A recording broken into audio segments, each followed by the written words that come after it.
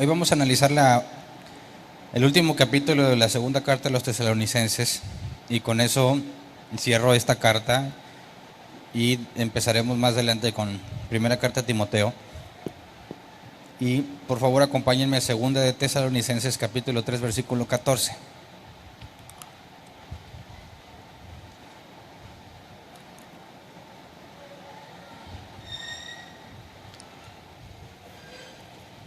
Dice: si alguno no obedece las instrucciones que les damos en esta carta, denúncielo públicamente y no se relacionen con él para que se avergüence.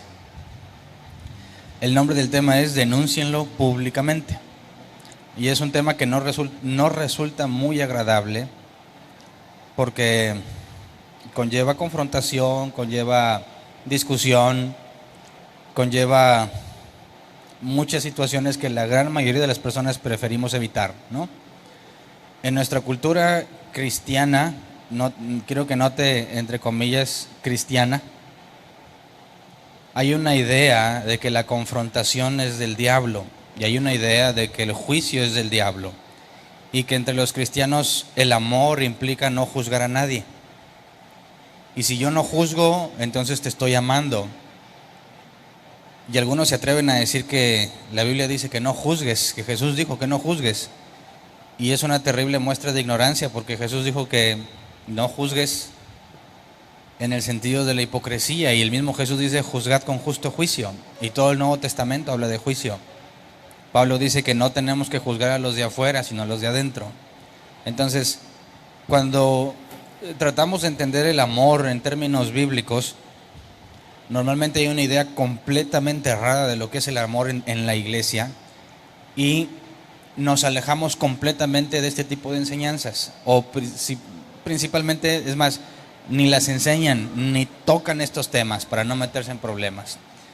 El objetivo del día de hoy es hacer un análisis bíblico de esto porque según mi experiencia yo he visto que muchas iglesias aplican esto, pero de una forma completamente errónea, una forma completamente equivocada. Entonces, esa es una sentencia que Pablo dicta para aquellos que no obedezcan las instrucciones que les daba en esa carta.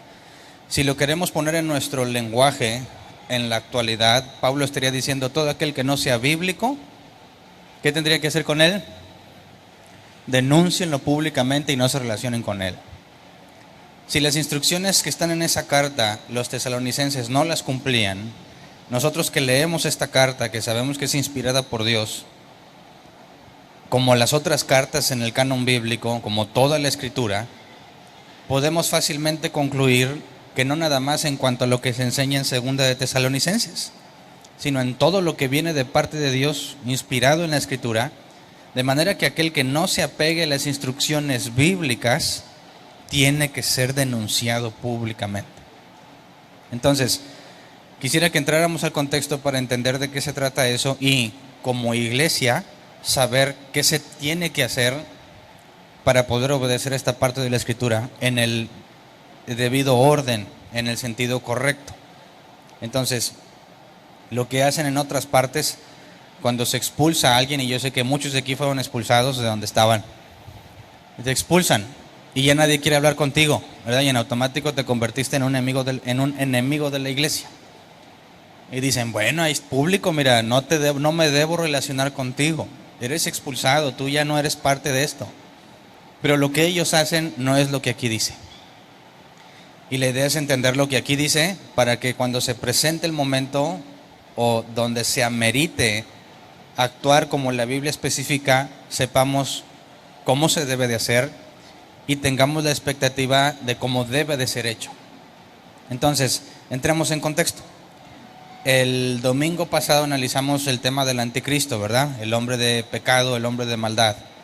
Y luego el miércoles analizamos el juicio final, el destino o lo que les espera a aquellos que hacían sufrir a los de Tesalónica. Vimos la idea del juicio final en cuanto a vivir eternamente separados de Dios. Y fue una noche bohemia porque nos quedamos sin luz. Y los que estaban aquí se tuvieron que acercar y alguien grabó con un teléfono lo que estaba diciendo. Yo no veía a los que estaban allá, veía algunos con teléfonos. pero terminamos el tema. Entonces, si pides el audio, a lo mejor no va a ser tan fácil como cualquier otro tema, ¿verdad? Tendrían que pasarlo primero del teléfono a la computadora para que te lo puedan pasar. Pero analizamos lo que pasaría al final.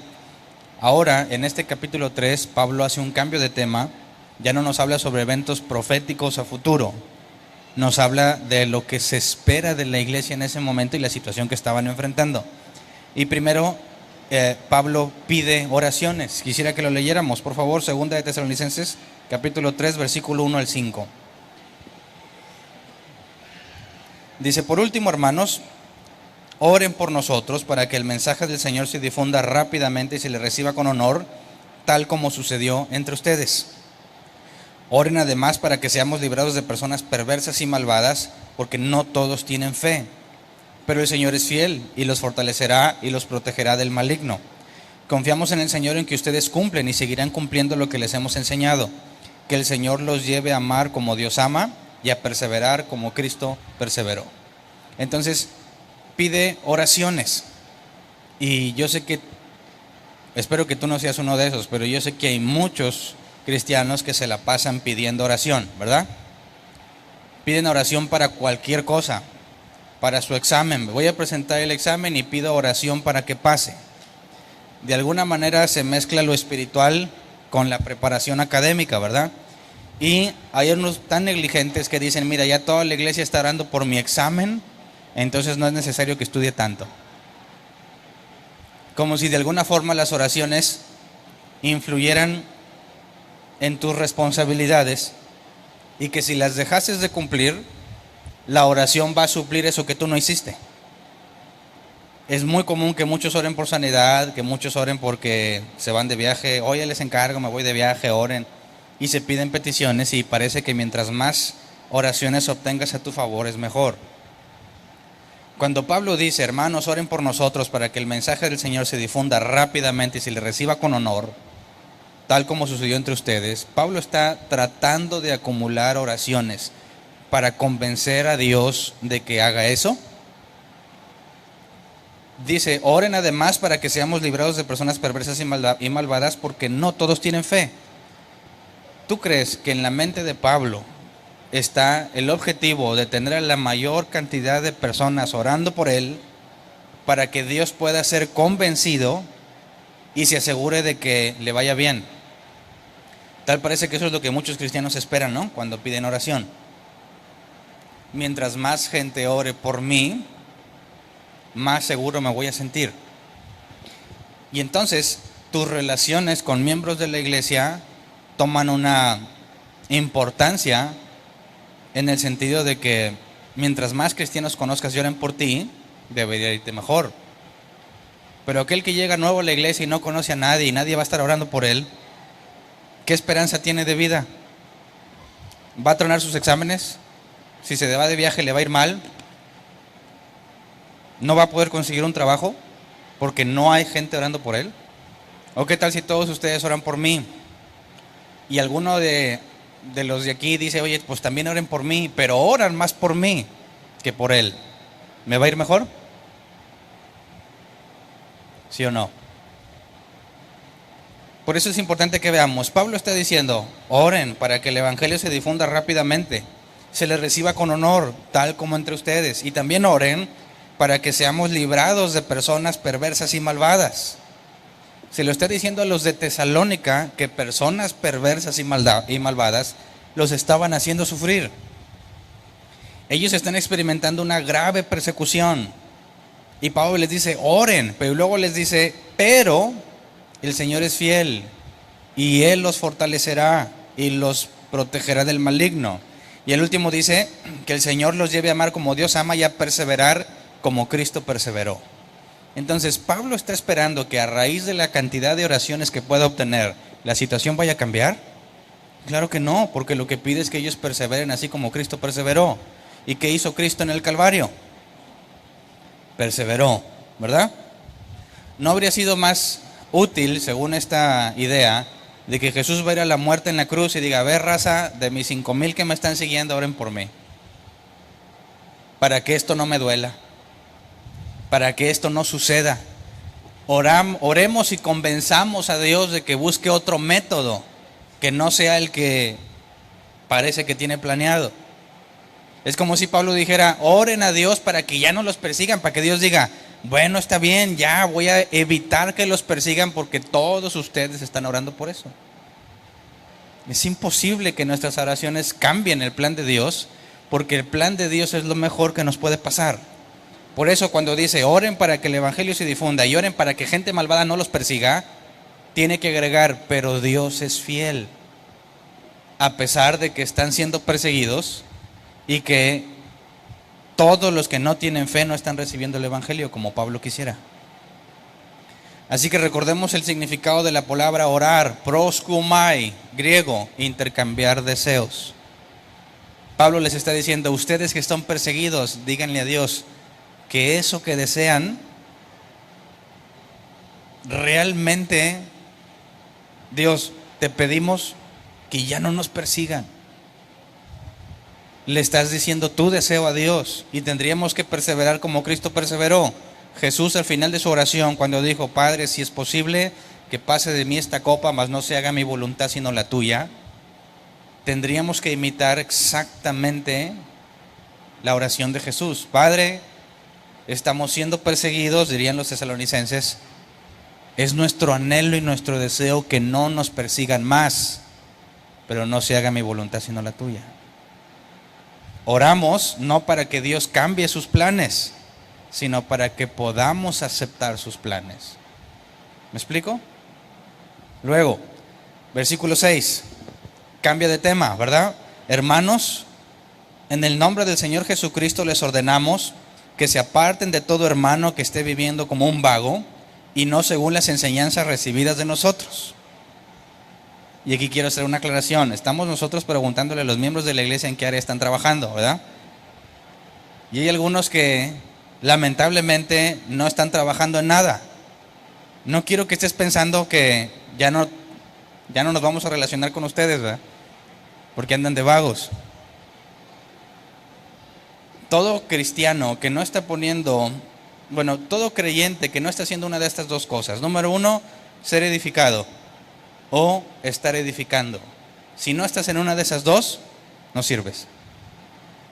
No sirves para nada en las cosas de Dios. No sirves. Oye, pues yo estoy muy nuevo y no sé, tienes que venir a ser edificado. Bueno, yo ya sé, pero no hago nada, no estás edificando. Tienes que estar haciendo una de las dos cosas. No existe cristiano que no haga una de esas dos cosas. Y si alguien dice que es cristiano y no hace una de esas dos cosas, ninguna de las dos cosas no es cristiano, punto. ¿Verdad? ¿Quién podría decir, yo lo que más amo es al Señor, pero ahorita no tengo tiempo para servirle?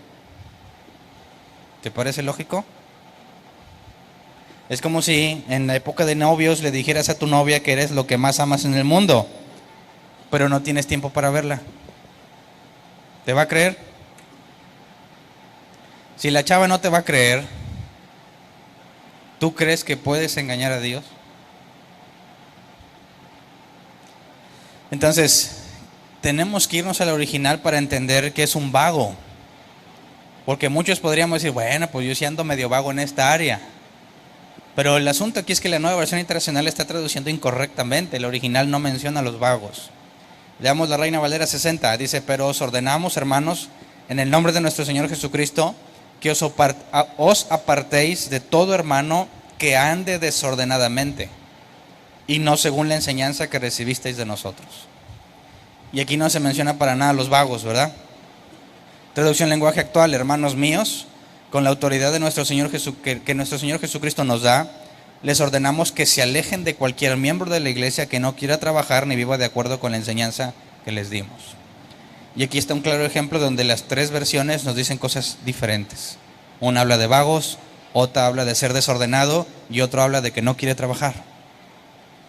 Entonces, ¿cuál de estas tres es la verdadera palabra del Señor? Nos vamos al original. ¿Qué dice el original? Para entender el esfuerzo de los traductores, ¿verdad? Cuando dice ande desordenadamente, la Reina Valera 60 lo traduce así. los que andan como vagos según la NBI y los que no quieren trabajar según la traducción lenguaje actual, lo que el original dice es como la Reina Valera lo traduce en esta ocasión: andar desordenadamente. Y son dos palabras. Andar es el griego peripateo, que se traduce como conducir tu vida o caminar. Y desordenadamente es el griego ataktos, que se traduce como desordenadamente, así, punto. Si consultamos otro diccionario, el Helps, dice andar desordenadamente porque carece de disciplina. Y este diccionario le agrega una definición un poco más robusta porque analiza un poco más a detalle que la Strong el origen de la palabra. Entonces, dice, anda desordenadamente porque carece de disciplina. Ok, para decir que alguien es desordenado, tenemos que entender qué es el orden. ¿Cuál es el punto de referencia para decir que hay orden? Si no entendemos lo ordenado, no podemos determinar quién está desordenado. Es como cuando le decimos a un ateo, ¿tú crees que algo es malo? Sí. Bueno, ¿es malo en base a qué?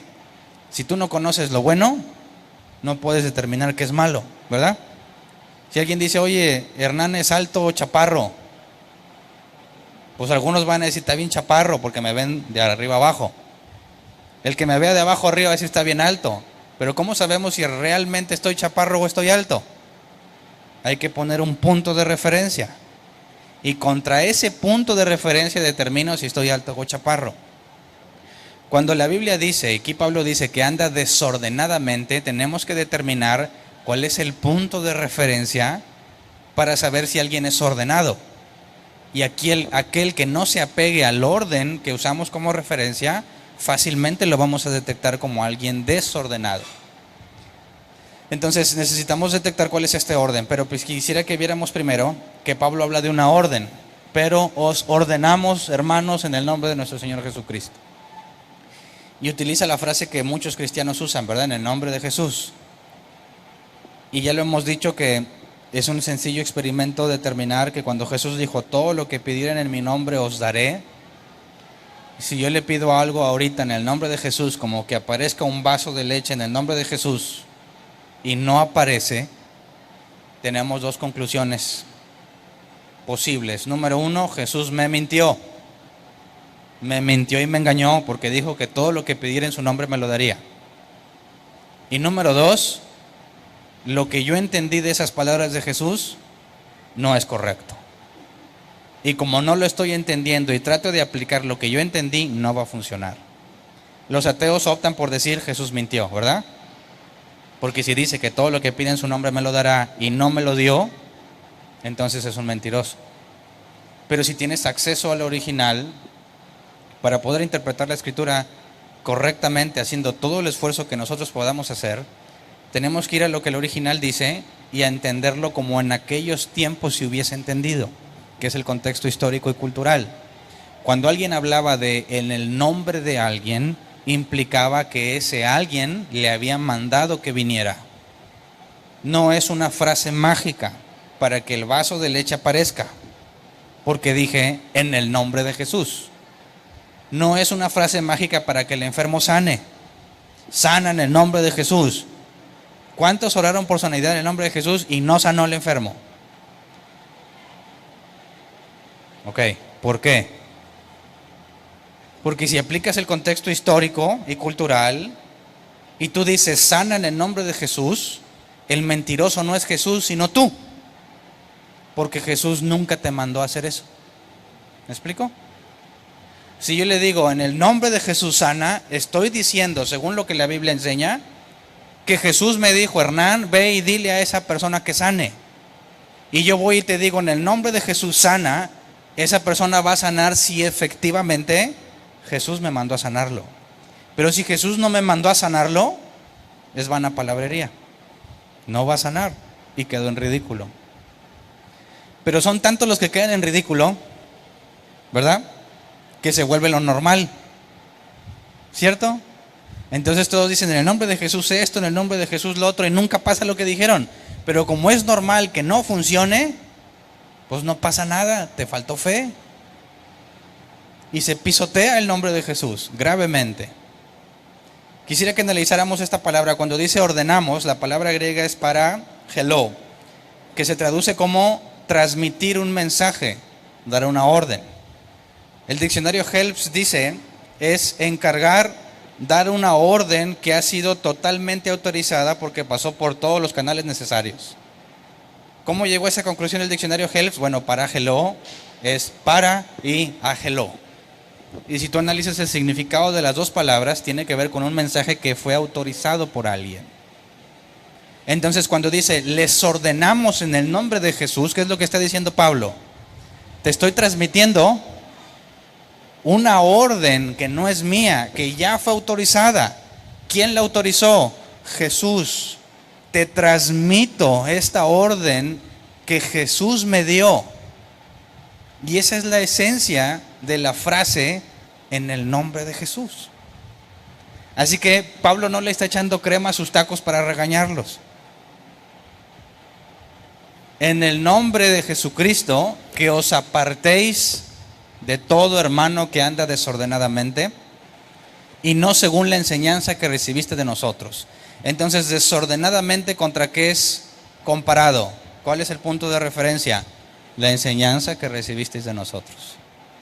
¿Cuál es esa enseñanza? La Escritura. ¿Quién anda desordenadamente? El que no es bíblico. ¿Estamos de acuerdo? ¿Cierto? Entonces, ¿está hablando de los vagos? No, es mucho más extenso lo que está diciendo Pablo. Pablo está diciendo, la orden que Jesús ha dado para ustedes, iglesia, es que todo aquel que no se apegue a la Escritura tiene que ser denunciado públicamente. Tenemos que apartarnos de todo hermano, que es el pasaje inicial, denunciarlo y apartarte de él. ¿Te das cuenta? ¿Quién ordenó eso? Jesús, no Pablo. No es Pablo usando la frase mágica en el nombre de Jesús. Es Pablo diciendo, esta es la orden de Jesús. Apártate de todo aquel hermano que no es bíblico. Tú pregúntale a cualquier persona que se dice cristiano, ¿tú crees que la Biblia es la palabra de Dios? Te va a decir que sí, ¿verdad? Y luego muéstrale una contradicción. Tú dices esto, la Biblia dice esto, ¿no te parece que se contradice? ¿Y qué te van a decir? Cada quien la interpreta como quiera, ¿verdad? No juzgues.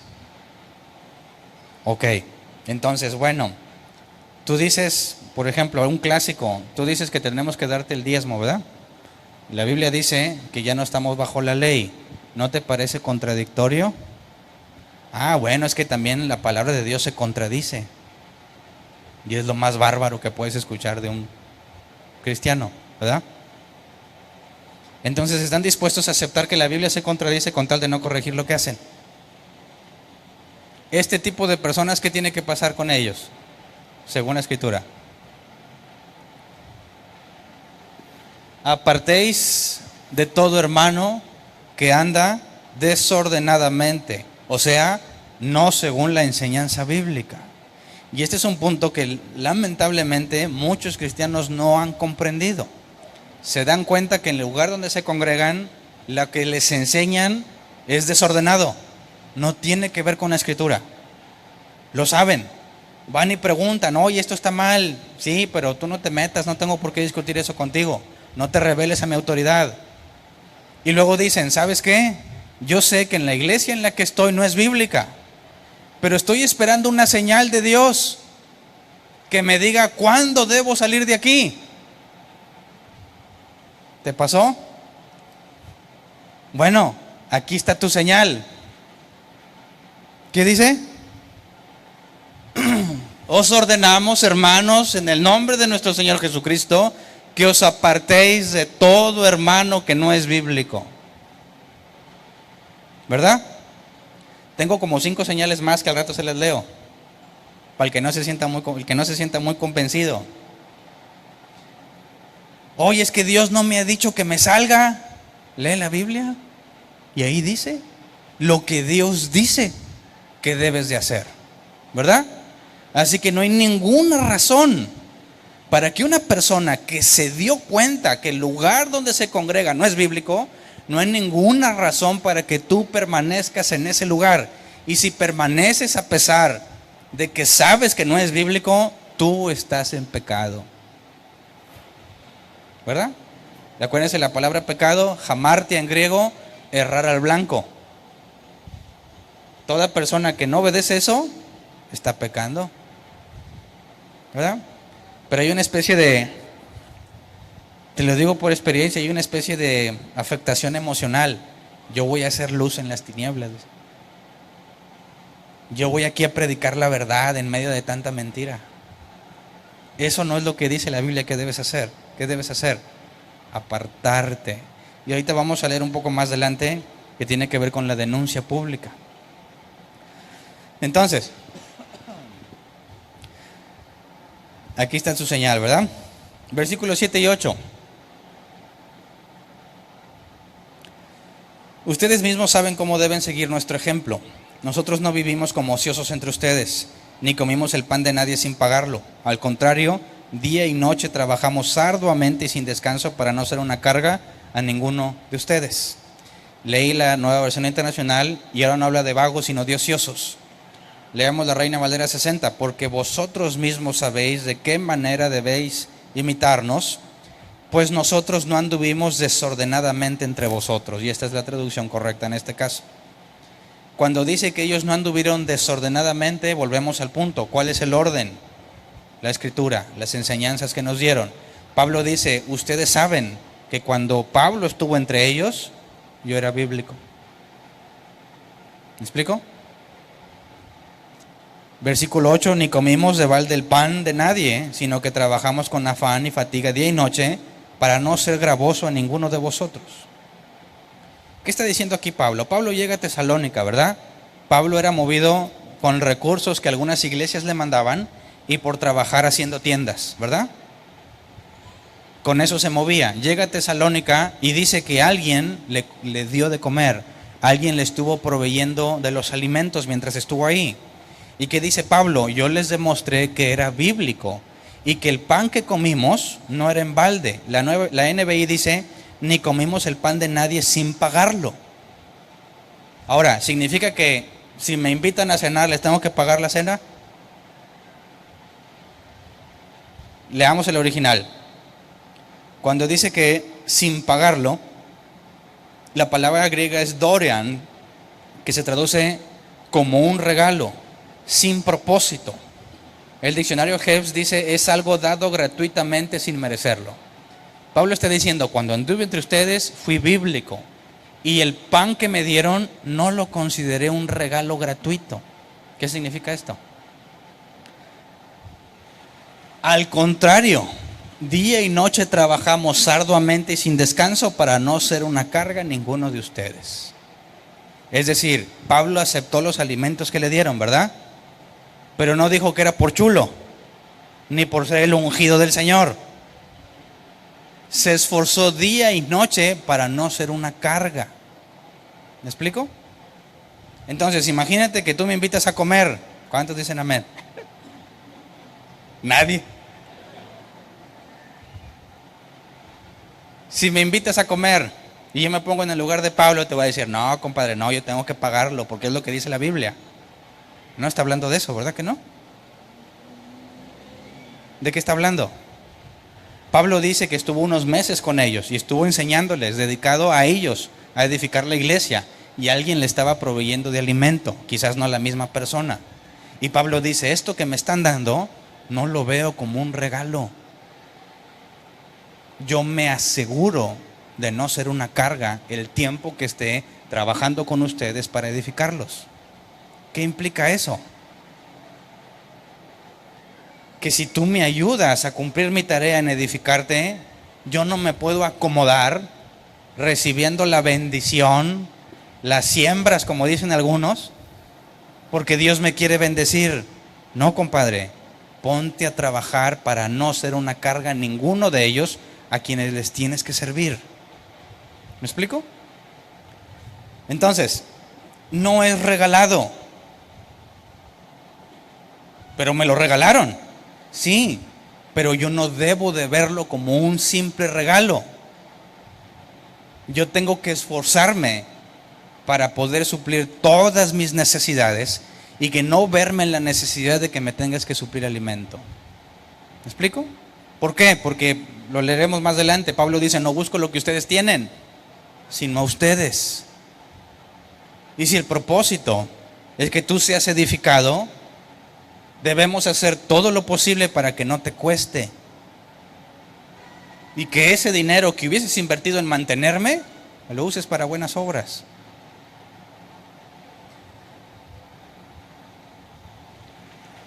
Versículo 9 y 10.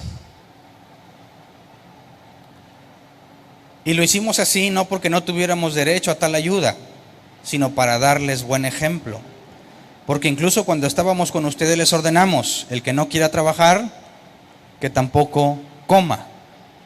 Ok, alguno podría decir, ¿acaso no tengo derecho yo a que se me supla lo necesario? Como Jesús dijo, cuando vayas allá no te lleves ni doble vestido ni doble calzado, lo que te sirvan en la casa donde entres, eso come. ¿Estará diciendo Pablo que eso es incorrecto? Claro que no. Lo incorrecto no es que se te ayude, lo incorrecto es cómo percibes y cómo reaccionas ante esa ayuda. Aquel que dice, no, pues este es mi derecho. Digo, ¿qué vale más, lo espiritual que te enseño o el dinero que me das? A ver, ¿qué te beneficia más? ¿Que te dé un principio bíblico o que me des 1,000 pesos? Y si me das 1,000 pesos sales perdiendo, porque no se compara el valor de la riqueza espiritual que yo te doy. Y así engañan a muchos. Y se convierte, yo no sé si tú lo viste, yo lo he visto muchas veces. Voy a ir a predicar a un lugar, no yo, ¿verdad? Así le hacen ellos. Y dicen, y ese lo vi personalmente,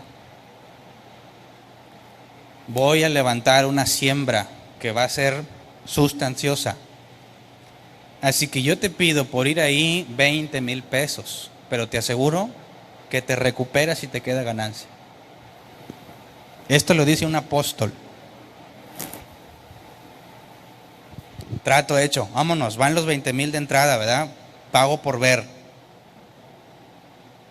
Y el pastor está esperando que se coseche más de los 20, porque si no fue pérdida. Entonces tienes a estos apostolocos que dicen, Dios me reveló que hoy tienes que sembrar, porque Él te va a recompensar y va a traer una nueva unción a tu vida. Dices, ¿Dios te reveló o es el pacto que tenías para generar ganancia y valga la pena volverte a invitar? Pero a ti te dicen que Dios les habló y les dijo. Y ahí vamos, ¿verdad? Órale, ahí va el dinero. Él ya tiene sus 20,000 en la mano, él ya fue prosperado, ¿verdad? El pastor que lo invitó dice, bueno, pues vamos a contar el dinero, salieron más de 20,000, amén. ¿Quién es el único tonto que tiene que esperar a ser prosperado? El que soltó el dinero, ¿verdad?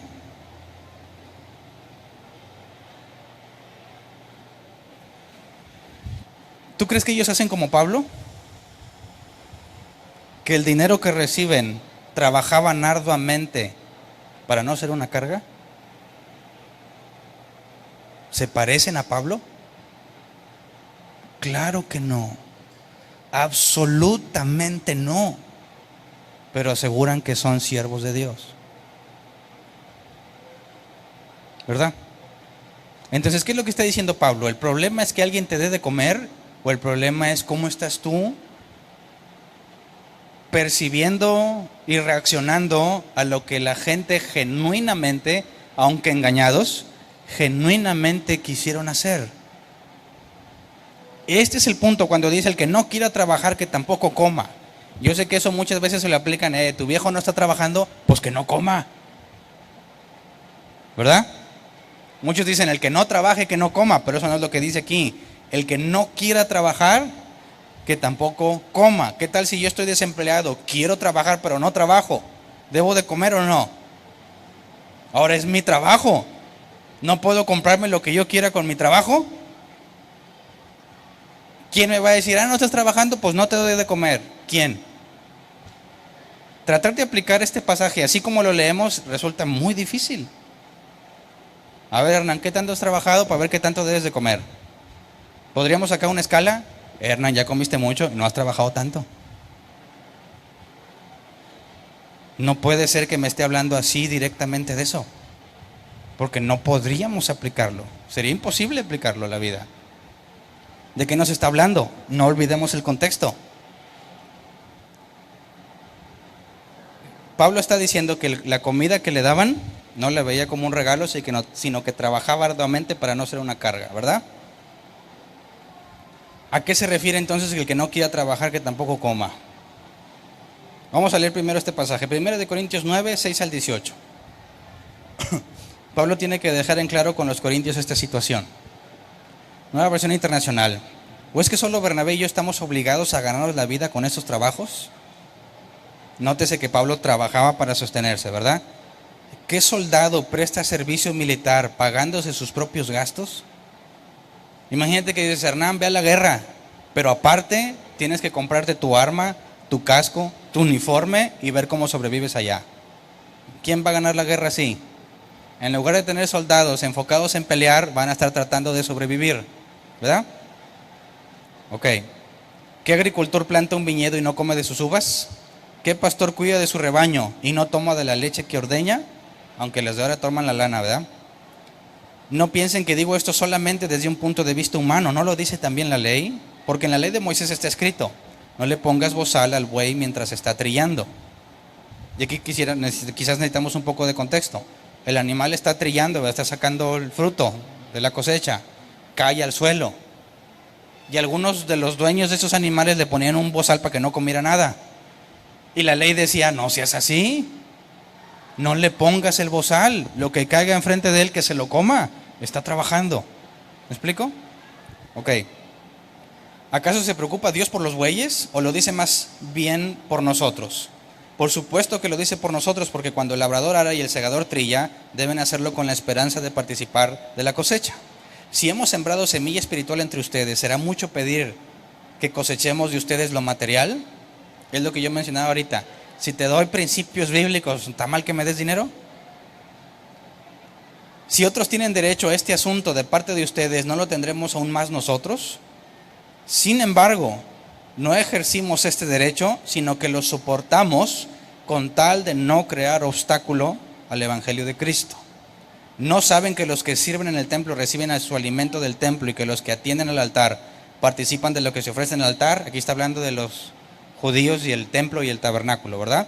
Así también el Señor ha ordenado que quienes predican el Evangelio vivan de este ministerio. Pero no me he aprovechado de ninguno de estos derechos, ni escribo de esta manera porque quiera reclamarlos. Prefiero morir a que alguien me prive de este motivo de orgullo.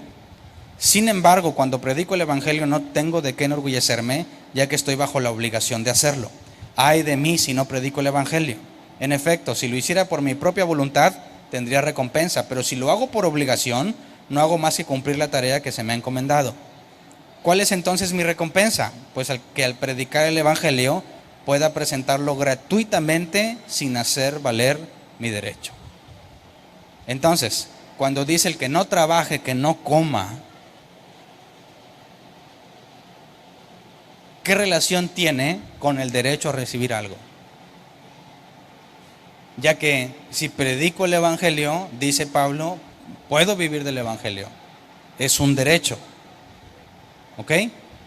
Entonces, cuando hablamos de ese contexto y Pablo dice el que no trabaje, que no coma, ¿cuál es la relación? Quisiera que vayáramos al original para entender esa frase. Cuando dice el que no quiera trabajar, que no tampoco coma, la palabra quiera es el griego zeló. Desear, querer lo que es mejor, la mejor oferta. ¿Se acuerdan que esa palabra la analizamos cuando vimos la voluntad de Dios? Luego, trabajar es el griego ergasomai, que se traduce como trabajar o laborar, pero proviene de ergon. Y ergon se traduce como acción que cumple un deseo interno. Entonces, traduzcámoslo en otras palabras. Querer trabajar, ¿qué implica? Sentir que lo mejor que puedes hacer es hacer las cosas que satisfacen un deseo interno. ¿Me explico? Esto que yo creo que es lo correcto considero que lo mejor que puedo hacer es hacerlo. Entonces, Pablo dice, me dan de comer, pero no lo veo gratis. Trabajo para no ser gravoso. El que no trabaje, que no coma. Es decir, si hay uno entre nosotros que es apoyado en alguna circunstancia para que cumpla con su obra en el Evangelio, si para él lo mejor no es trabajar para no ser gravoso, no le des nada. No tiene derecho a comer si no se esfuerza por no ser una carga. ¿Me explico? Entonces, no es que él no pueda comer porque no trabaja o porque no quiere. Es nuestra responsabilidad como congregación no mantener a ninguno que no se esfuerza por no ser una carga. ¿Verdad? Consideremos esos apóstoles, profetas, pastores que están pide y pide y pide y pide. ¿Cómo se esfuerzan por no ser una carga? ¿Se esfuerzan? ¿Qué debieran hacer en ese caso? Que no coman. No vamos a mantenerlos. No les vamos a dar porque no se esfuerzan por no ser una carga. Porque lo ven como si fuese un regalo, por chulos, por ungidos. Claro que no, basta de mantener a esos hombres y mujeres que piensan que merecen. Pregúntale a un pastor de casi cualquier lado, ¿de quién son los diezmos y las ofrendas en la iglesia? ¿De quién? Va a decir el querubín, mías. ¿Por qué? Porque todos son mis hijos espirituales. ¿Verdad? ¿Dónde está lo bíblico en eso?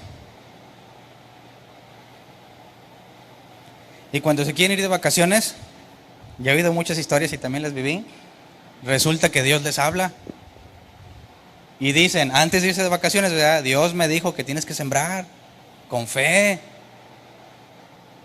Dios le dijo, ahí va, órale, y luego se va de vacaciones. ¿Dios le dijo o quería irse de vacaciones y le faltaba? ¿No te ha pasado nada así? Si no te ha pasado nada así, Dios te ha concedido una gracia muy grande. A otros no nos las concedió y andábamos ahí en la mera mata. Y nos creíamos todo lo que nos decían. Y le soltábamos dinero para mantenerlos. Y llega el pastor con su iPad. Los hijos del pastor con iPhone 6. Y toda la iglesia bien pobre. ¿De dónde se compró su iPad y su iPhone 6? De las ofrendas de la iglesia. ¿Se esfuerza por no ser una carga?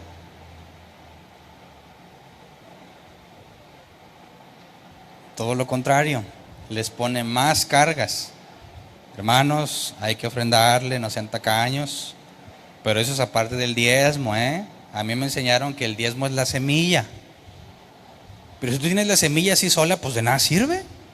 Nunca te va a dar fruto una semilla sola. Tienes que ponerla en tierra, pero no en cualquier tierra. Si la pones ahí en el monte, pues no. Tiene que ser una buena tierra. Entonces, todavía, aquí va el diezmo que es la semilla, en buena tierra. ¿Quién es la buena tierra? Pues que falta de confianza. Aquí hay muy buena tierra, ahora ahí va la semilla. ¿Y luego? ¿Nomás eso? ¿Qué pasa si entierras la semilla y le pones tierra pero nunca le echas agua? Pues nunca va a crecer. ¿Y qué crees que es el agua? La ofrenda. ¿Nunca te enseñaron eso? Nomás a mí. Entonces, pastor, ahí va el diezmo. En buena tierra que es usted. Y como quiero que crezca mucho, ahí le va mucha agua. O sea, la ofrenda, ¿verdad? ¿Y quién ya salió ganón? La buena tierra. ¿Y quién tiene que esperar a tener la fe suficiente para poder ver el milagro de provisión? Tú, que ya tenías el dinero y se lo soltaste. El asunto aquí es que hay muchos cristianos ya vienen mañados, que ya saben cómo funciona y le siguen. Esos no me preocupan. Los que me preocupan son los nuevos, los que están buscando a Dios. Genuinamente quieren hacer algo para Dios y les enseñan esas burradas. Y ellos piensan que efectivamente va a funcionar. Y lo esperan con todo el deseo de su corazón. Y lo creen. Y cuando pasa una duda por su mente, luchan consigo mismos para no dudar. Porque si dudas, les dicen, si dudas ya no lo vas a recibir. Todas esas personas que genuinamente buscaban a Dios y fueron engañadas porque no tienen modo de defenderse. No pueden decir eso no es bíblico porque no conocen la Biblia.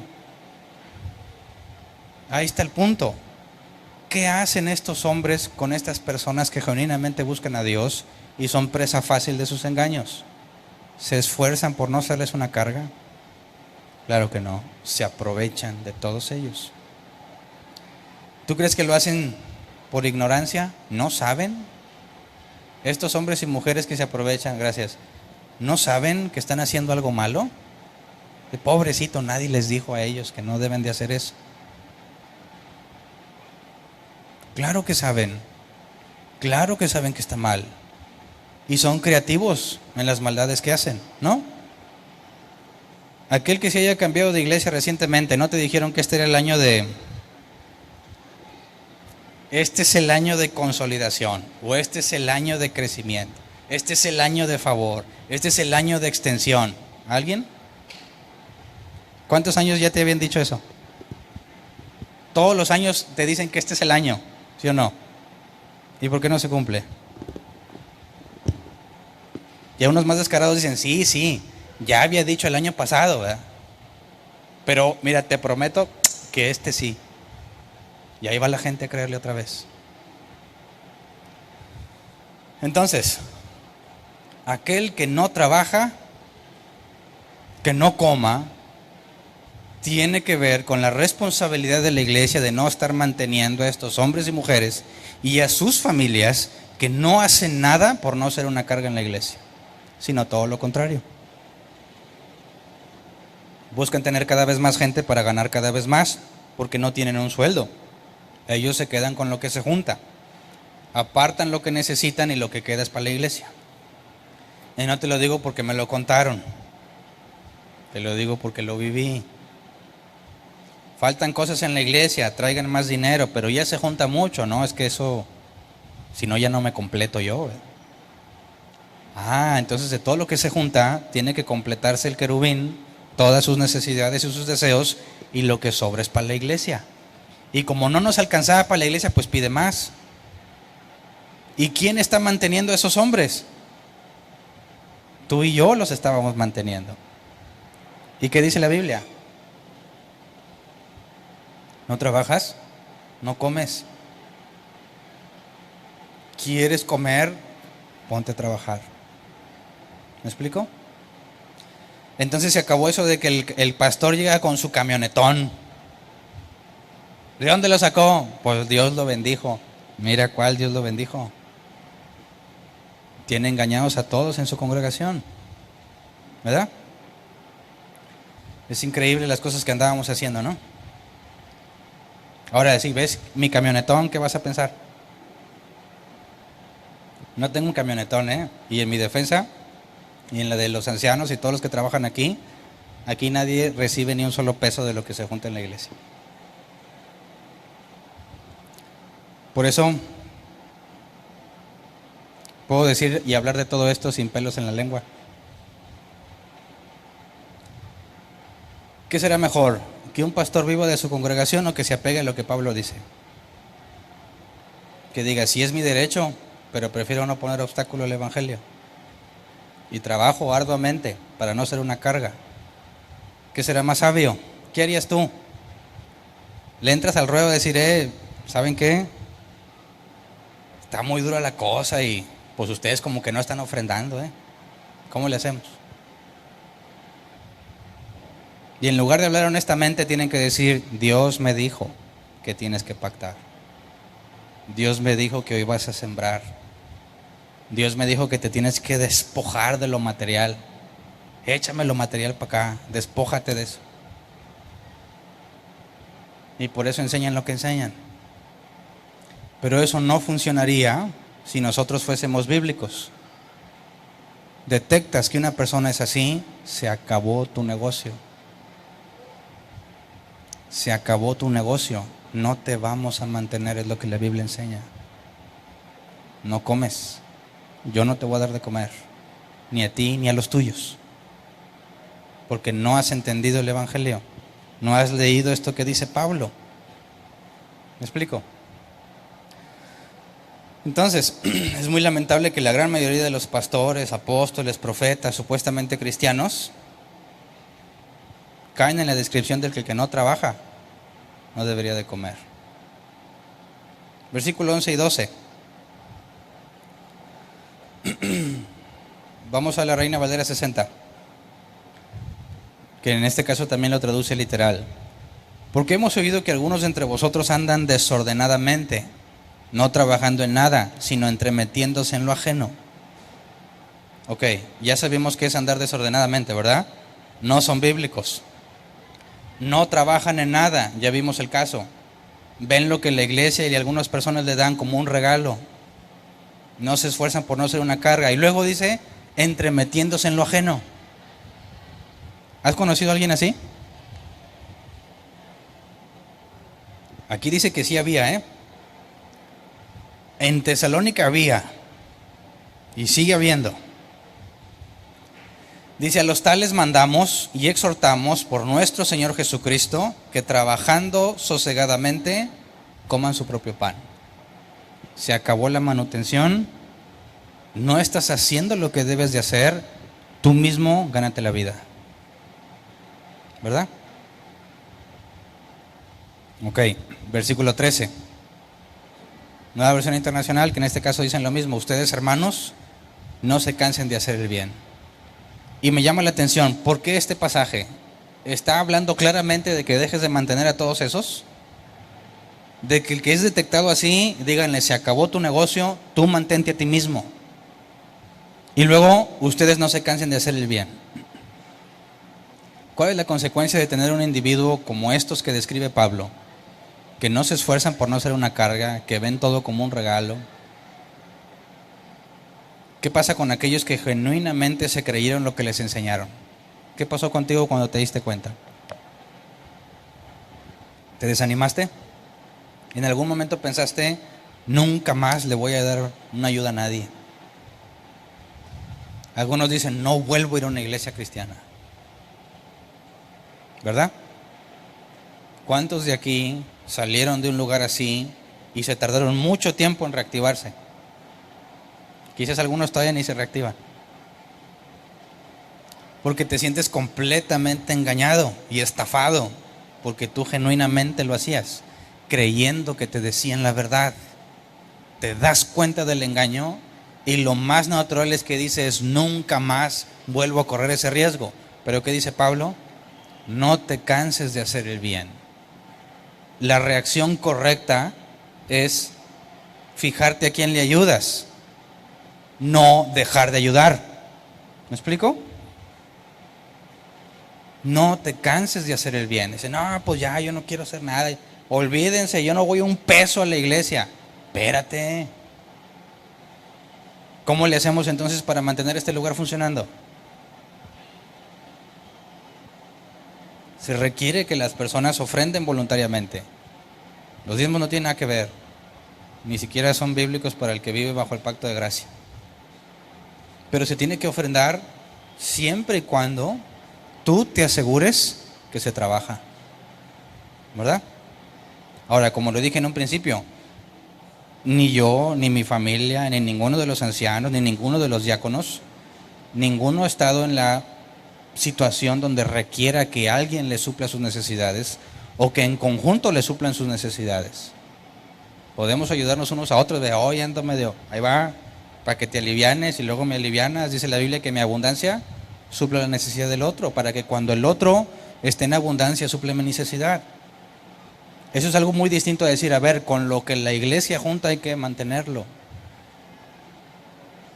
Tú tienes que tomar esa decisión, a ver qué pasa aquí y qué pasa con el dinero que das. Porque muchos dicen, mira, tú pon los ojos en el Señor. Tú da y no te fijes en los hombres. ¿Quién inventó esa teoría? El mismo que les dice que traigan el dinero. Porque obviamente no te va a decir, pero examina bien qué estoy haciendo. No te van a decir eso. Pero tú tienes la responsabilidad de asegurar que el dinero que tú estás dando en algo que supuestamente es para Dios, se use como debe de usarse. Porque cuando te des cuenta que no se use como debiera, debes dejar de dar dinero. ¿Verdad? Entonces es un error decir, pues yo ya no doy nada. Claro que no. Porque aún Jesús, sus viajes y comidas eran patrocinadas por mujeres piadosas, acaudaladas, que apoyaban la causa. ¿Verdad? Entonces el problema no es que ayudes, el problema es a quién. Y tienes la responsabilidad de asegurarte que lo que tú estás haciendo por ayudar realmente sea usado correctamente. Y si tú eres negligente y dices, no me importa, yo doy, esto es entre Dios y yo, estás en pecado. Estás siendo partícipe de sus malas obras. La negligencia no te quita la culpa, ¿verdad? Versículo 14, si alguno no obedece las instrucciones que les damos en esta carta, denúncienlo públicamente y no se relacionen con él para que se avergüence. Ok, ya que vimos todo el contexto, ¿de quién está hablando aquí? De todos esos mantenidos que no se esfuerzan por no ser una carga. ¿Qué pasa si le dices, oye, pues como que no le estás echando muchas ganas, no, para no ser una carga? ¿Qué crees que te van a decir? No, tienes mucha razón, discúlpame. ¿Qué crees que te van a decir? ¿Tú qué? A mí me lo dijeron, ¿tú quién eres para cuestionarme? Tú te tienes que someter a la autoridad. ¿Te vas a rebelar? Allá afuera anda el diablo, ¿eh? Te quito la cobertura y te quedas, ay, viene el diablo y te come. Así les dicen, en serio. Allá está el diablo como león rugiente, y Dios te tiene, mira, acá bajo la palma de su mano, que soy yo. Si te me rebelas, nomás que le haga así, y el Satanás te está esperando, De hecho hay unas iglesias que dicen, ¿cómo? Al que no quiere entrar, no sé qué, no se preocupe, ahí está Satanás esperándolo afuera. Así como si fuese un campo de energía protector cuando entras a la bodega. Ya los demonios se quedaron afuera. Entonces si te le revelas al pastor y ya no te deja entrar aquí, ¿qué vas a hacer? No, compadre, no te conviene. No, yo no quiero caer en maldición. Pues entonces mira, calladito y sígale soltando. Y si me entero que le dices a alguien más, se acabó. ¿Qué dice que debemos hacer aquí? Si alguno no obedece a lo que decimos, por medio de esta carta, o sea, la Biblia, a ese señaladlo y no os juntéis con él para que se avergüence. Y aquí hay otra señal para los que estaban esperando, ¿verdad? No os juntéis con él. En su casa, en ningún lado. No os juntéis con él. Nueva versión internacional. Denúncienlo públicamente y no se relacionen con él. ¿Qué es esto de públicamente? Vamos con el arquitecto Benavides y lo denunciamos. Para los que no son de aquí, porque nos escuchan en otras partes del mundo, el arquitecto Benavides es un programa de noticias. Ahí se llama el que da las noticias. Y cuando la gente tiene un problema, va y se queja allá y lo pasan en la tele, ¿verdad? Entonces, si entendiéramos esto, hay que denunciarlo públicamente. Vamos y le ponemos ahí, que vengan los reporteros, aquí están robando, en esta iglesia están robando. ¿De eso nos está hablando? Claro que no. Si leemos otra carta, bueno, más adelante la vamos a analizar, y ya por tiempo no me meto en ese tema, nomás se los comento. Pablo dice, no puede ser que tengan pleitos entre ustedes y vayan a los tribunales humanos. ¿Qué acaso no hay ninguno entre ustedes que juzgue? Así que nunca, jamás es, deja voy y le digo a todo mundo que aquí hay un engañador. Claro que no. Es aquí, a ver, iglesia, necesitamos denunciar públicamente a un individuo que no es bíblico, que asegura que Dios los usa, que se acomodó con el dinero que le da la iglesia y no se esfuerza por no ser una carga. Y sabes que ya le dijimos y no quiere cambiar, denúncienlo públicamente y no se junten con él. ¿Para qué? Para que se avergüence. Alto, no se trata de avergonzarlo, ¿ok? Cuando habla de la vergüenza, tenemos que verlo como una consecuencia, no como el objetivo a perseguir. Romanos 16, 17, para dar más señales. Les ruego, hermanos, que se cuiden de los que causan divisiones y dificultades y van en contra de lo que a ustedes se les ha enseñado. Apártense de ellos, ¿ok? Si en una iglesia lo que se enseña no es bíblico, ¿qué es lo que debemos de hacer?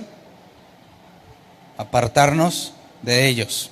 Primera de Corintios 5, 9 al 13. Por carta ya les he dicho que no se relacionen con personas inmorales, ¿verdad? Ok. Y por eso algunos no van a ningún evento que no sea cristiano, porque hay puro inmoral, ¿verdad? En el trabajo hoy vamos a tener una reunioncita para convivir y consolidar el equipo. No, es que yo soy cristiano, yo no me junto con impíos. Porque aquí dice la Biblia que no me relacione con personas inmorales y son bien inmorales. Por supuesto, dice Pablo, no me refería a la gente inmoral de este mundo, ni a los avaros, estafadores o idólatras. En tal caso tendrían que salirse de este mundo.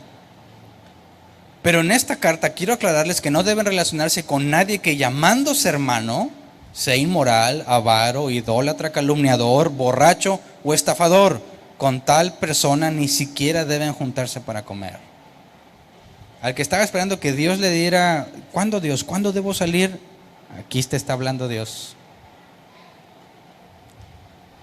¿Acaso me toca a mí juzgar a los de afuera? ¿No son ustedes los que deben juzgar a los de adentro? Dios juzgará a los de afuera. Expulsen al malvado de entre ustedes. Y aquí es claro, juzgamos a los que están adentro. ¿En base a qué? En base a la Escritura. Segunda de Timoteo 3, 1 al 5. Ahora bien, ten en cuenta que en los últimos días vendrán tiempos difíciles. La gente estará llena de egoísmo y avaricia. Serán jactanciosos, arrogantes, blasfemos, desobedientes a los padres, ingratos, impíos, insensibles, implacables, calumniadores, libertinos, despiadados, enemigos de todo lo bueno, traicioneros, impetuosos, vanidosos y más amigos del placer que de Dios. Pausa. ¿Está hablando de los mundanos o de los cristianos? Cuando dice más amigos del placer que de Dios, tú jamás esperarías que un no creyente sea amigo de Dios. ¿De quién está hablando? ¿A quiénes acaba de describir? A los que están en las iglesias. Aparentarán ser piadosos, pero con su conducta desmentirá el poder de la piedad. Con esa gente ni te metas. Entonces no diciendo, mira, aquí está hablando de todos los impíos. No, está hablando de los que están metidos en las iglesias. Arrogantes, blasfemos, jactanciosos, se sienten intocables. Tito 3, 10 al 11. Al que cause divisiones, amonéstalo 2 veces y después evítalo. Puedes estar seguro de que tal individuo se condena a sí mismo por ser un perverso pecador. Entonces, a la tercera, va para afuera.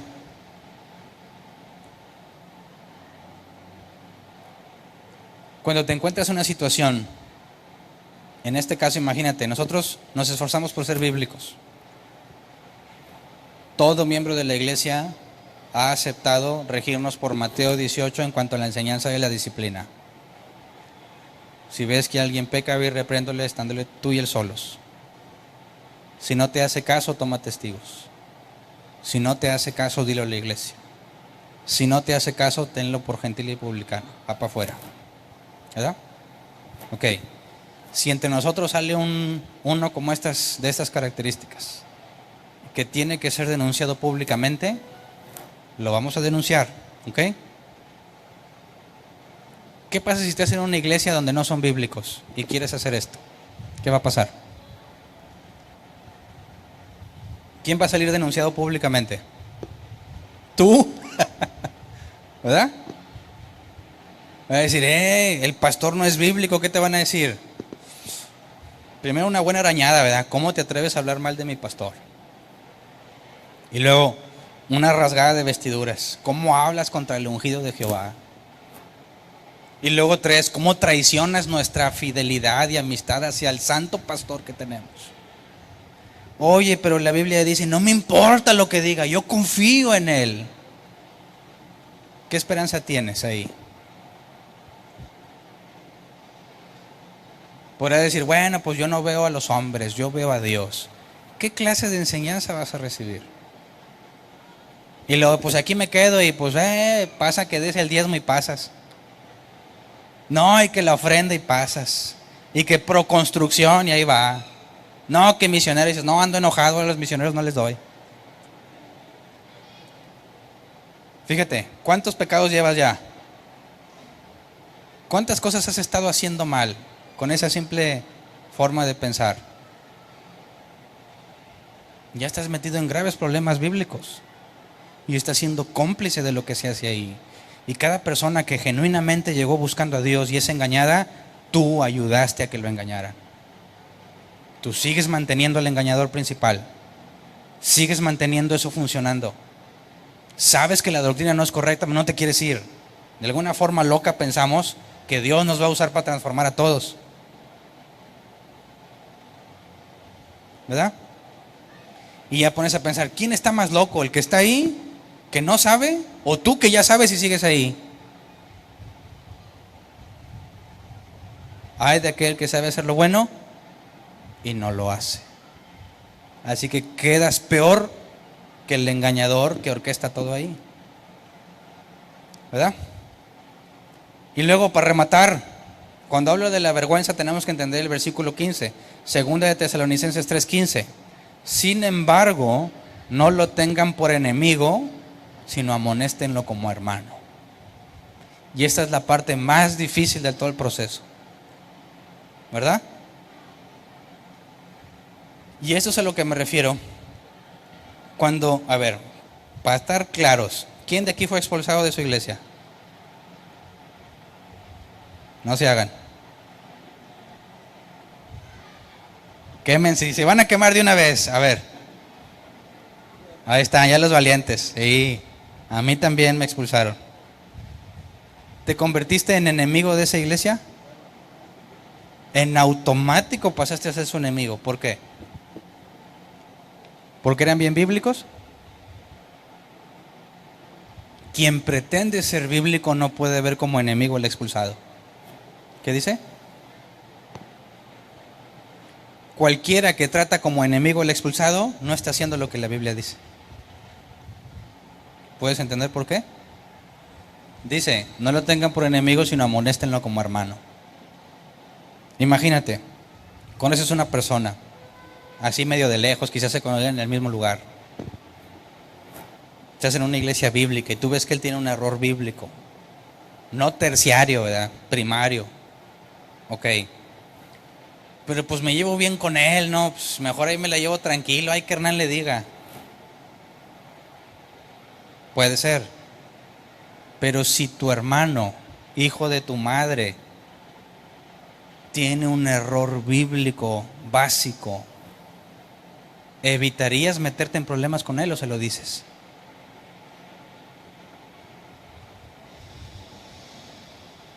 ¿Por qué a tu hermano sí te lo dices y al otro mejor no te metes en problemas?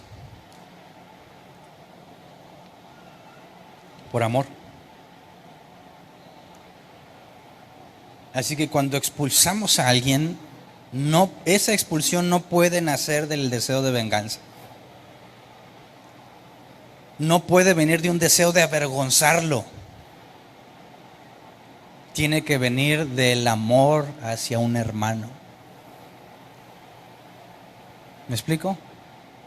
Por eso no hay que andar desacreditando a individuos. Fulano de tal es un falso maestro. El nombre sale sobrando. Predica la doctrina bíblica y el que tiene oídos para oír, que oiga. El que está buscando a Dios se le da información bíblica y jamás va a estar en paz donde se congrega. Jamás. Porque ahora sabe que lo que le dijeron está mal. ¿Verdad? Y necesitaste decir, mira, hombre, tu pastor, aquí traigo la lista, a ver. ¿Empieza con qué? Con P, ahí va, la P. Hombre, mira, ahí te va, esto y esto y esto. No es necesario. Dile, esto es lo que la Biblia dice. Y cuando ellos escuchen otra cosa, luego van a decir, eso no me suena bien, eso no es bíblico. Y si están buscando a Dios, solitos se van a meter en la boca del lobo, ¿verdad? Pastor, quiero hablar con usted, se me hace que hay algo que no es bíblico. Oh, ya, sentencia de muerte para ti. Te vas a meter en un problemón. Te van a decir que no, hombre, te rebelaste contra el ungido, estás endemoniado. Te fuiste con los de árbol plantado, esa secta de Satanás. Y ya nos dicen así, y les prohíben, no los oigas, no te acerques a ellos, te saltan los demonios. Y muchos han venido y me dijeron que no oyera nada de ustedes. Y vine a ver qué onda.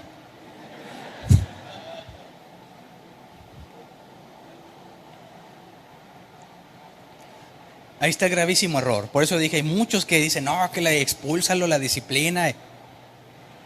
No lo tengas por enemigo, sino amonéstalo como hermano. Así que toda la iglesia debe entender que cuando nos decimos hermanos, no somos personas X que nos congregamos en el mismo lugar. ¿Me explico? Por eso yo estoy en contra que los cristianos usen la frase, hermano, hermano, Dios le bendiga. Me da coraje. ¿Realmente lo consideras tu hermano para decirle hermano? No, un hermano en la iglesia que anda mal, pero mira, yo no lo juzgo. Señor, obra en su vida, Señor. Seas hipócrita. Si le dices hermano y no vas y le dices su error, no lo ves como tu hermano. ¿Verdad? ¿Verdad? Entonces, para que eso pueda funcionar, implica que una iglesia en conjunto tiene que esforzarse por ser bíblica. De manera que cuando yo veo algo incorrecto, el amor hacia mi hermano me mueve a decir, ¿sabes qué? Puedo estar equivocado, pero esto contradice la Escritura. Y si se enojan, estás loco. Es que mira, a ver, bueno, muéstrame tu punto con la Biblia. No, a mí no me importa, yo lo hago. Bueno, ¿sabes qué? En lugar de decir, pues muy tu rollo y antes sí que te dije, no acaba ahí. Jesús dijo, ve por testigos. Va a tener, ¿sabes qué? Uno de nuestros hermanos está haciendo este error. Acompáñame, tratemos de hacerle ver su error. Iván, no es para montonearlo, no estoy loco. Yo que vine a decirte la primera vez, no estoy loco. Ellos también ven el error. Y te pueden explicar bíblicamente por qué es un error. Y a lo mejor te va a decir, tú y estos están igual de locos. Bueno, ¿ahí para el asunto? No. Ancianos en la iglesia, quienes dan cuentas por todos. Hay una situación. Ya hablé con él, ya hablamos con él y dice que estamos locos. Él o los ancianos tendrán que hablar con tal individuo. Esta es la forma bíblica de hacer las cosas y lo estás haciendo mal. Pues bola de ancianos están locos. ¿Qué es lo que sigue según la enseñanza de Jesús? Denuncia pública. Y esto es importantísimo. Y les pregunta, toda la bola de expulsados, los que los expulsaron públicamente dijeron la verdad de por qué se iban, o se quedó como un secreto. En el mejor de los casos dijeron cosas malversadas, cambiadas y dieron una versión pública. En la mayoría de los casos se queda como un secreto. Simplemente ella no viene aquí. Denuncia pública implica, a ver, ya seguimos todo Mateo 18 y este individuo que ya no está entre nosotros hizo esto, esto, esto y esto. La Biblia dice así, así, así, así. Por tal razón no se congregará más con nosotros. ¿Te das cuenta de lo que todo eso provoca? Cuando no se dice, ¿qué empieza a hacer la gente tan santa en las iglesias? Ya supiste que se fue Hernán. Digo, para que ores por él, ¿eh? Y te dijeron, no, pero a mí mira, la otra vez yo le vi unos ojos bien mañosos. Y yo vi que, como dicen otros, yo vi que miraba mucho las panderistas. A mí se me hace que por cochino. Por cochino, no, hombre, si traía un montón de tranzas de su negocio, ¿no sabías? No. Te cuento para que ores por él. No, mira, sí, ya sabes. Pues a lo mejor lo corrieron por tranza y por cochino. Y llega otro, no, ya les contaron que no, que se rebeló con el pastor. Y se hace un chismerío. ¿Por qué? Porque no se apegaron a la escritura de la denuncia pública. Hernán se fue por cochino, tranza y por rebelde. Ahora sí, ¿quién va a sacar chismes? No, ya les diste la comidita, ¿verdad? Sí, cierto, era bien mañoso. Pero ya no se van a inventar el chisme. Y el próximo mañoso va a decir, caray, ya corrieron un mañoso y yo también soy, ¿qué va a hacer? Se va a preocupar. Y el que no está dispuesto a dejar de ser mañoso, como que no queriendo, se va a ir, ¿verdad? Ya Dios me está moviendo a otro lugar. ¿Y qué generas en la iglesia? Limpieza, transparencia, ¿verdad? Honestidad. Entonces, se denuncia públicamente para que se avergüence. No nos relacionamos con él. La palabra aquí relacionar, nomás quisiera explicarla porque en otros cursos que hemos tenido ha sido una pregunta recurrente. ¿Qué tal si el expulsado es mi viejo? Y ya no me puedo relacionar con él. ¿Cómo le hago si vivo con el viejo? Por eso la palabra en el original tiene que ver. Cuando hablamos de no relacionarse con él, la palabra, según el diccionario Helps, está compleja. Bueno, la palabra griega es sunanamignumi. Se traduce como mantener la compañía de o asociarse con. El diccionario Helps dice que según la raíz de la palabra es asociarse estrechamente con alguien. Cuando dice denúncialo y no se relacionen con él, no significa que ya no le hablas. ¿Me explico? Si trabaja en el mismo lugar no significa que ya no quieres trabajar con él, sino que ya no hay una relación estrecha. ¿Me explico? Se puede traducir en, tú siempre ibas a las carnes asadas, ya no. Te sigo considerando mi amigo porque te veo como hermano. Pero si tú te rehusas a ser bíblico, no puedes beneficiarte de la convivencia entre creyentes. Para que se avergüence, no significa que tú quieres avergonzarlo. Significa que esperamos que el tal ofensor le dé pena lo que hizo. Y diga, se siente bien gacho que ya no me invite. Hombre, se sordean. Si no es porque vi en el Facebook, no, que aquí en la carne asada, dije, a mí no me dijeron nada.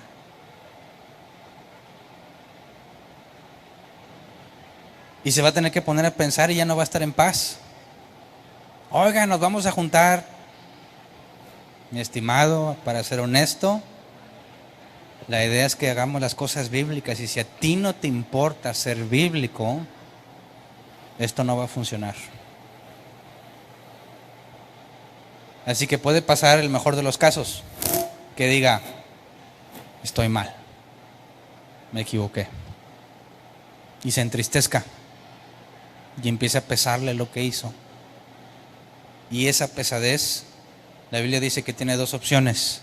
Hay tristeza que viene de Dios, que produce fruto de arrepentimiento, y hay tristeza que viene del mundo, que produce destrucción. Pero al mismo tiempo sabemos que Jesús dijo, ninguno de los que el Padre me da perecerá.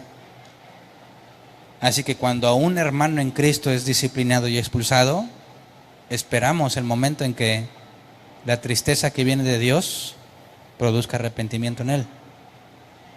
Y se va a agüitar, y va a llorar, y va a sufrir. ¿Y sabes qué? Eso es lo mejor que le puede pasar. Y cuando, si Dios quiere, empieza a haber un cambio en él, porque dice, ya sé que nadie de aquí me quiere, pero yo le voy a echar ganas y voy a tratar de hacer las cosas bien. Cuando hay evidencia, el tal debe ser restaurado. Aprendió la lección y demostró que es un hijo de Dios. Eso nunca va a pasar si lo ves como tu enemigo, ¿verdad? Nunca. Por eso, lo que estos bárbaros hacen al expulsar, hablar mal de alguien y tomarlo como enemigo, no tiene nada que ver con lo que Pablo enseña.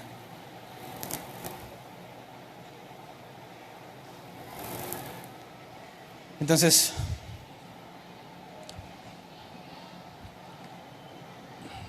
terminando este tema,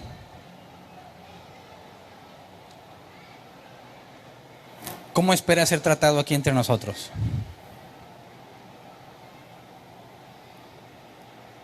¿Qué tipo de relación tendremos entre nosotros cuando hay algún conflicto o cuando hay algo que no está haciéndose de la manera correcta? Si entre nosotros somos creyentes y tú sabes que estás haciendo algo indebido, debes saber que no tardan en caerte y en confrontarte con eso. Y no te va a gustar. De entrada te digo, no te va a gustar. La Biblia dice que la disciplina no es causa de gozo. Y a lo mejor te vas a enojar y vas a tratar de ofender y menospreciar al que te intenta corregir. Pero si estos te aman, te van a traer más gente para hacerte ver tu error. ¿Me explico? Y te van a juzgar. Te van a decir, eso no es lo que la Biblia dice. Y tú tienes dos opciones. Te sigues negando la verdad neciamente, o el camino fácil. Está bien, perdón, voy a corregirme. Y en lugar de decir bola de montoneros, es gracias por tratarme como un hermano. ¿Me explico? Ahora, ese es el punto de vista del ofensor. Si tú ves a un ofensor, ¿qué vas a hacer? Tratarlo como a tu hermano. Entonces, cuando juzgas a los de adentro, es amor.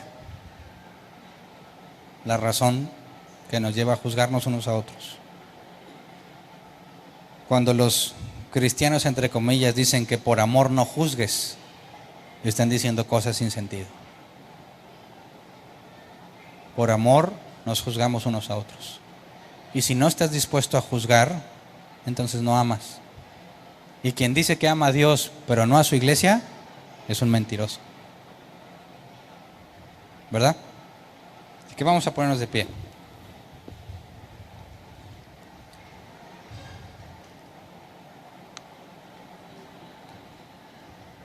Vamos a orar.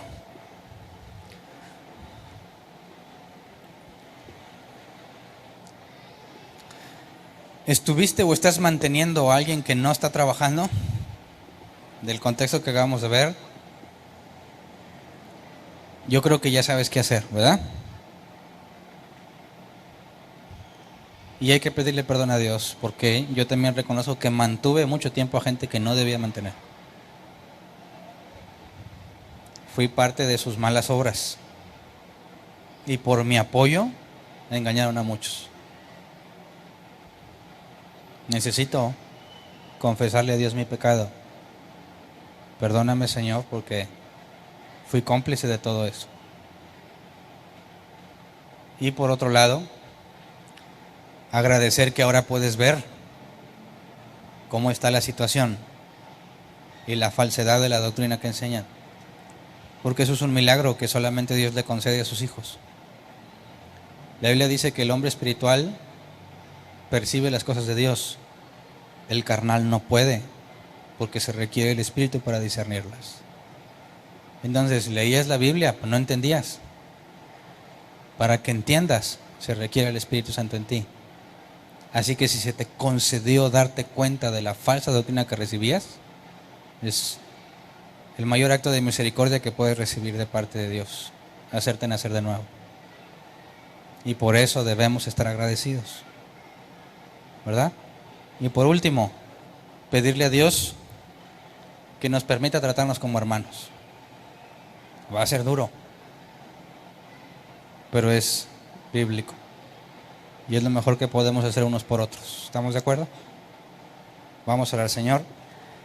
Primero queremos pedirte perdón por todas las cosas malas que hicimos, conscientes e inconscientes. Por todo el tiempo que quizás nos esperamos en un lugar en el que no debíamos de estar. Que nos resistimos quizás por lo emocional.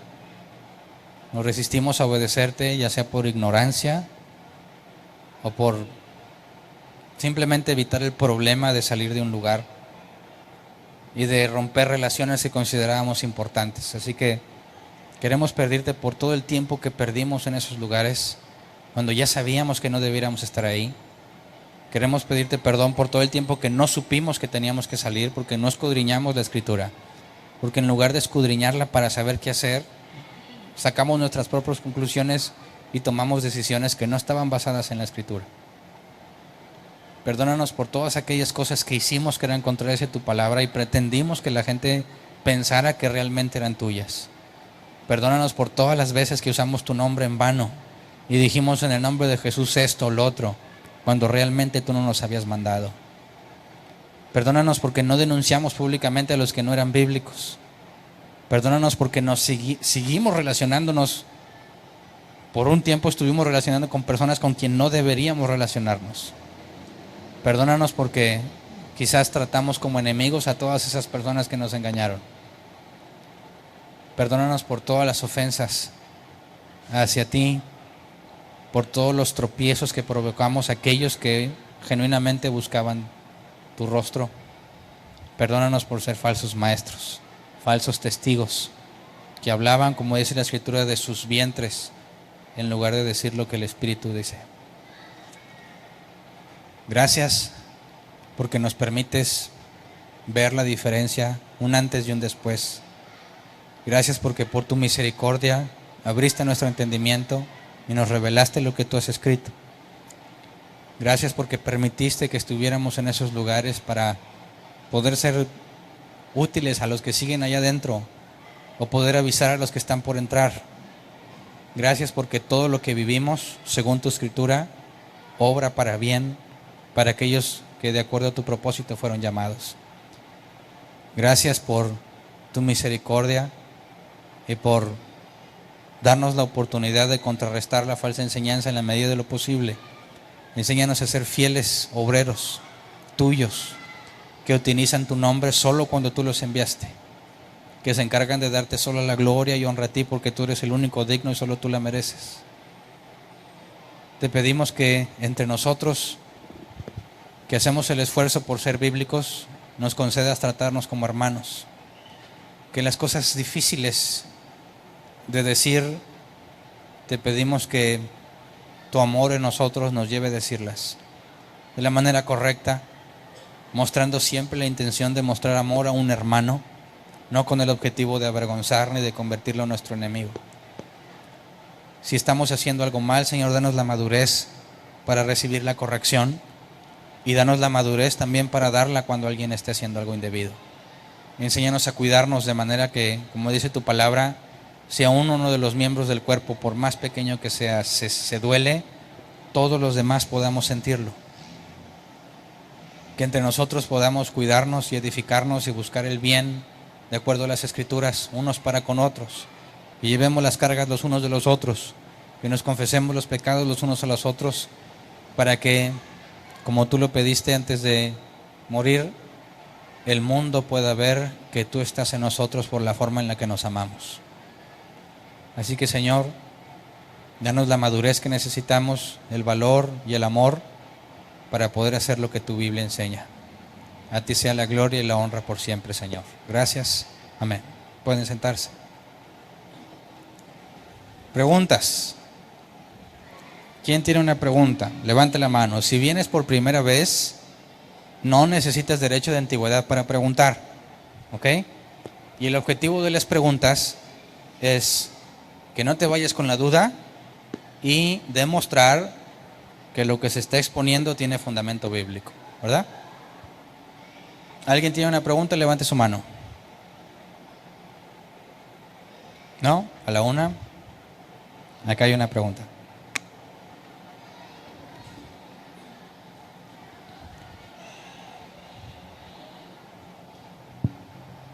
Buenas tardes. Bueno, Buenas son tardes.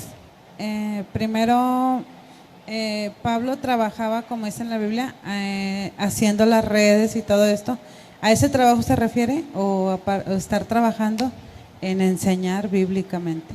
Hacía tiendas. Los de las redes era Pedro. Hacía tiendas y trabajaba junto con Aquila y Priscila en determinadas ocasiones. En otras ocasiones se deja ver que andaba, por ejemplo, en Corinto o en otras partes y decía que las iglesias de Antioquía le mandaban dinero. Cuando vimos que en Primera de Tesalonicenses y Filipenses estaba encarcelado y había gente que le llevaba sustento. Entonces, Pablo no siempre estuvo manteniéndose a sí mismo, muchas veces lo ayudaron. Pero tanto en Corinto como en Tesalónica, cuando había dificultad de captar cómo debe de ser un cristiano, en lugar de estar buscando que lo ayuden, se ponía a trabajar para dar el ejemplo correcto. Ya lo entendí, gracias. Y la otra, ahorita que hablaba de la palabra ergón, que decía era un trabajo que con un fuerte deseo de hacerlo. Y yo escuché a un escritor secular nada más, dice, ¿cómo puedes averiguar cuál es tu don? Dice, bueno, imagina o piensa qué es lo que tú pagarías por hacer. O sea, es algo que te gusta tanto que lo quieres hacer aunque no ganes y todo, ¿verdad? Eso decía él en nada bíblico, ¿verdad? Pero yo lo identifiqué y empecé a buscar. Entonces, esto es, bueno, yo así lo relaciono, es semejante a ergón. Es un trabajo que deseas hacer aunque no ganes, aunque, o sea, lo quieres hacer. ¿Eso es algo paralelo? Sí y no. Sí, porque Dios te impulsa a hacerlo. Pero 1 Timoteo 3 y Tito 1 nos narran los requisitos que tiene que tener alguien que sirve. Entonces imagínate que tienes a un hombre que dice, yo estoy bien seguro que Dios me llamó a ser evangelista, pero ni siquiera provee para su casa. Su matrimonio es puros problemas. Ni siquiera está ocupado en la educación y el crecimiento de sus hijos. Está peleado con todo el mundo. Y dice que Dios lo está llamando a evangelizar. ¿Le creemos? Pero tiene un deseo ardiente a evangelizar. ¿Le creemos? Claro que no. Una cosa es lo que tú quieres y otra cosa es que estés preparado para hacerlo. Y cuando se habla de que no seas un neófito, marido de una sola mujer, que gobierne bien su casa, que tenga buen testimonio con los de afuera, es la medida de control para todos aquellos que sienten cosas. Entonces, si tú me dices que yo siento que Dios me está moviendo y tengo que trabajar, bueno, entonces no habría ningún problema en cumplir todo lo que la Biblia demanda. Y si Dios realmente te está llamando, Dios no se contradice. Y ya tendrías estas áreas cubiertas para que puedas ponerte a trabajar. Muy bien, gracias. ¿Alguien más? Levante su mano. ¿No? Allá atrás, por favor.